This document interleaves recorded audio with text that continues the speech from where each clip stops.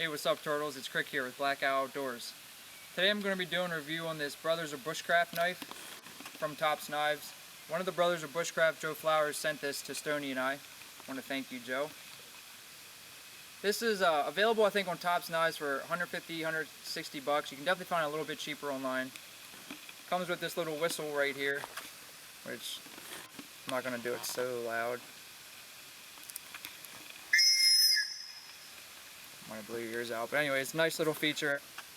I don't know why I did that loud. If you're in the woods, your voice isn't going to carry to help distress, blow 3 times, all that good stuff. Nice little feature. I definitely am not going to leave it hanging on the knife, put it in my pocket or on my pack. I just wanted to show you how the knife comes from the factory. In this Kydex sheath, on the front here is this little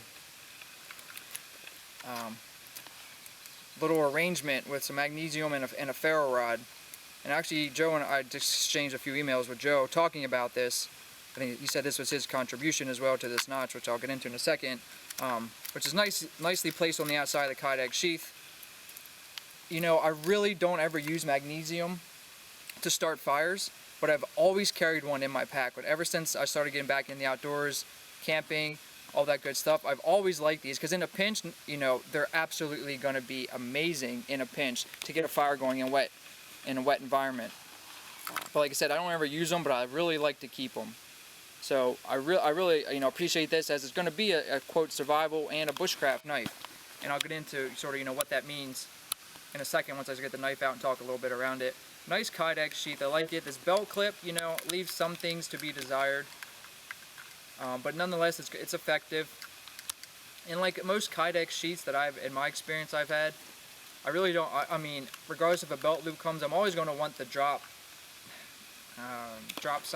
clip to let it hang a little bit lower on the hip. As you can see, now if I had this on my belt here, which I'm not wearing a belt actually, it would be up here, but the drop point, hanging down here. But that's a problem with a lot of Kydex sheaths, just the taco style. You're going to have it right up higher on your hip.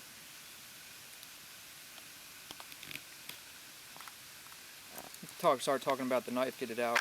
And let me back up for 1 second. On these sheaths, there's usually a little spot for my thumb, which helps through the assist to open. A little bit of pressure, pop it out.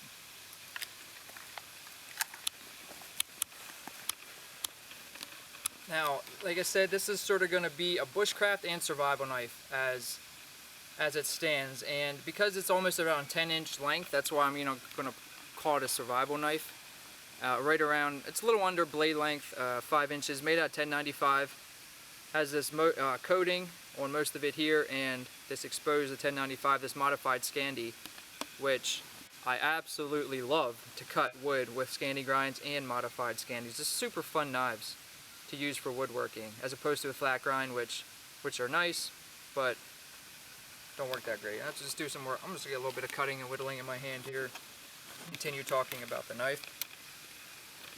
It just really bites into the wood. Like, I know there's a lot of people, a lot of our subscribers and people on YouTube in the community really like these sorts of grinds on their knives as opposed to a flat grind.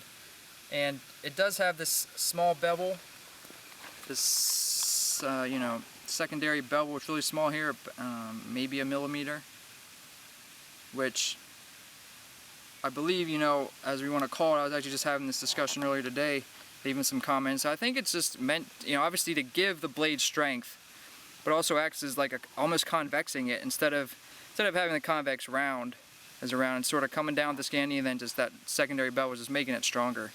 Which obviously, as survival knives go, and you want a baton, you want that little bit of extra strength, in your in the edge.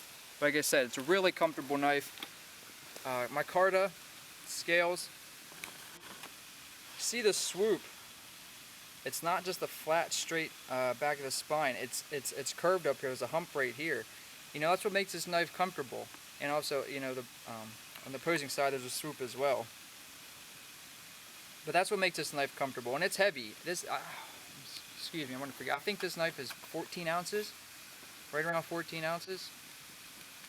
Forgive me, I'm drawing a blank on this, but it's heavy, and the thickness of this puppy, 4.7 millimeters. I think it's almost a 1/4 inch thick, so it's definitely got weight to it. You can definitely bang all around this. It's going to be a great knife to use for heavier tasks. You know, it has that feel you can, you know, like I said, I've mentioned before, throw it at a rock monster and have no problems with it. And also, there's also picking up the detail. Act as a bearing block for friction fire with a bow drill. And there's one on each side here, and there's another one over here. And I'm not going to try to do a bow fire with this today because it has rained for literally days straight.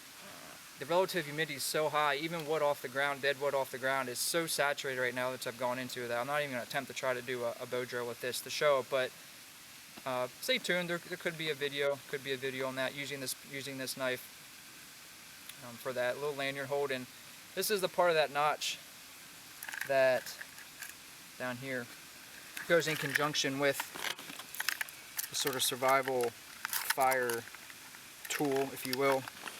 I'm not going to get a huge pile of magnesium, but basically, follow me, I'm going to take this to the ground, Stony. Basically, I'm going to use this and I'd scrape off a bunch of shavings here. It's going to take a little while. That's why I never really like magnesium for the time. I just got a few shavings there, and I'll pick it up. But basically, I would use this, and I could strike this and get a spark. Like I said, something I'm probably never going to, I mean, not never, but as fire making go, this is great, like in a legit survival situation where it's wet and you literally need a fire. Trying to find dry tinder and all that would be horrible. So this is really great if you're ever going to need it. You know, let's hope you never ever need it at that point. But let me just get this back in the sheath. And I just want to reiterate how comfortable this is. I really like the color. Just the look of this knife is just like a classic, sort of classic bushcrafting knife to me, or an outdoors woodsman, however you want to say it.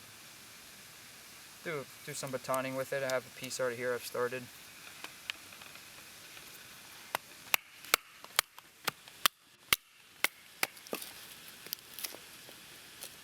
Feels comfortable, feels nice. The extra weight, like I said, it's all good in the neighborhood. You know, I just think the brothers of Bushcraft really took a lot of things into consideration when they were making this knife.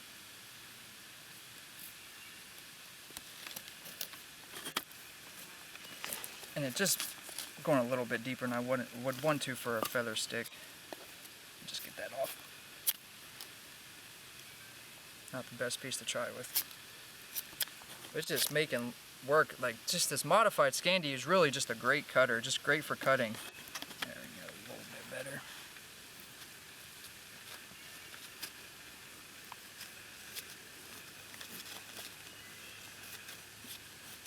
Really digging into the substrate again. You can see hardly any effort, just body weight. Hardly any effort, just body weight, just to get these small little feathers, if you will, pieces of wood feather. So all in all, just a great knife. A lot of thought has gone into this with the collective of those fellows that made this. A little bit of jimping back here I forgot to mention. But a lot of thought has gone into this knife, and you can just tell when you're using this knife all the different tasks this is good for, all the different tasks you can use it for long extended use. I don't know if you're watching this, how long you've held a knife particularly. You know, once you start whittling and getting to certain wood crafting, holding a knife for 2 hours and potentially doing push cuts, doing something like this, if you're doing small work for hours, your hands are going to hurt, your fingers are going to get raw, all that stuff. But you can tell when a knife's going to get comfortable, how a knife initially feels, if it's going to be comfortable for that extended periods of time. Now, you can't obviously trade, thick skin just, through repetition of doing something, but you can definitely get an idea of how comfortable a knife's going to be over extended period of time. And I feel this is going to be a very comfortable knife to use for that. Not really going to be a chopper. Not that much weight to it. I mean, not that there is weight to it, but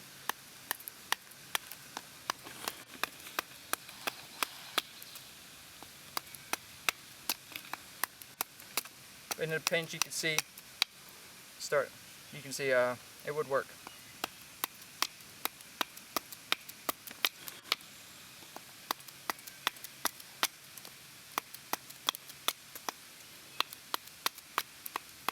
make a quick spear point, sort of, and go into it.